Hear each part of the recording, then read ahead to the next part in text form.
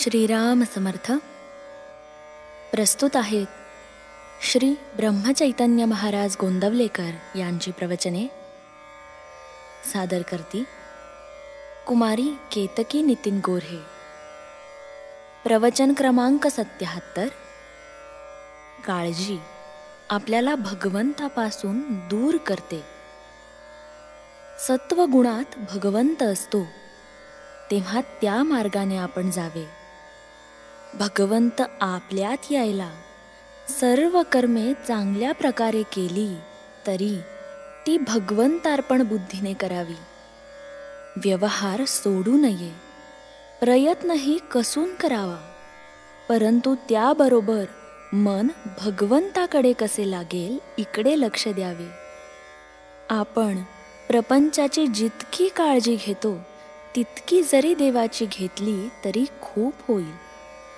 आपण किती परस्वाधीन आहोत हे आजारी पडले म्हणजे समजते. आपण आपल्या हातात किती सत्ता आहे हे ओळखून राहावे. काळजी न करता देखील प्रयत्न होणार नाही असे नाही, उलट प्रयत्न दुप्पट करावे. पण जे फळ येईल ते भगवंताच्या इच्छेने आले या भावनेने समाधान मानायला शिकावे. आपण स्वतःबद्दल काळजी करतो याचे कारण असे की आपल्यापेक्षा जास्त दुःखी असलेल्या माणसाकडे आपण पाहत नाही. एक म्हणतो की मला लोकांच्या देण्याची काळजी आहे, दुसरा म्हणतो की मला लोकांकडून माझे येण्याची काळजी आहे, तर तिसरा म्हणतो की मला माझ्या मुलाबाळांची काळजी आहे. पण काळजीच्या या सर्व घोटाळ्यांमध्ये आपली स्वतःची काळजी कुणालाच नाही. मागल्या आठवणींनी आणि उद्याच्या भीतीने आपण काळजी करीत बसतो. ही काळजी आपल्याला भगवंतापासून दूर नेते.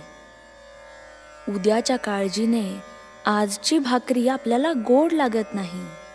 याला काय करावे यावर रामबाण असा एकच उपाय आहे.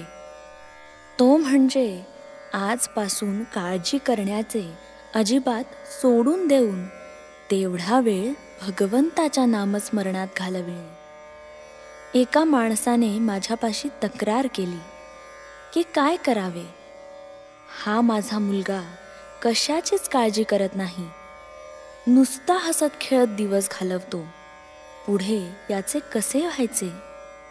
मी म्हटले, तुमचे म्हणणे वर खरे दिसते, पण वास्तविक पाहता ते खरे नाही.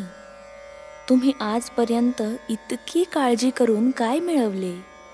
शारीरिक आणि मानसिक त्रास भोगला आणि भगवंताला विसरलात, इतकेच. मग तेच तुमच्या मुलाला का शिकवता? त्याने आपले कर्तव्य जरूर करावे आणि आनंदात राहावे, पण काळजी करू नये असेच मी त्याला सांगेन.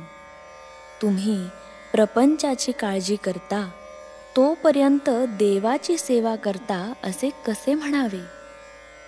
असले तर असू देत आणि नसले तर नसू देत, अशा मनाच्या अवस्थेत जो राहील त्यालाच काळजी सुटेल.